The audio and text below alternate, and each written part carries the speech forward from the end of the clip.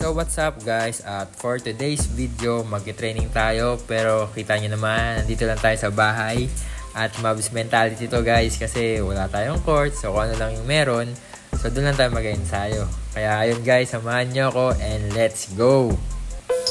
So sa first drill natin guys, it's drop between. So dito guys, tandaan lang natin, lagi lang tayo all out sa bawat reps.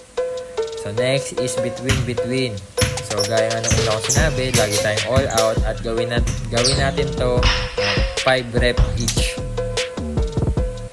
So next guys is, ang dami na ito guys, ang hirap basahin, pero ibig sabihin lang ito guys, nilagdagan ko lang yung mga combination para mas maging challenging siya. So ito guys, mas dinagdagan ko siya, mas challenging siya guys. So kita nyo naman, so para lang mas mabilis yung improvement natin guys pagka mas challenging yung mga drill or workout na ginagawa natin. So yun lang guys, at maraming salamat. Hopefully may natutunan guys sa video na to, and pasuportahan ako sa bawat social media account ko. Thank you guys and God bless.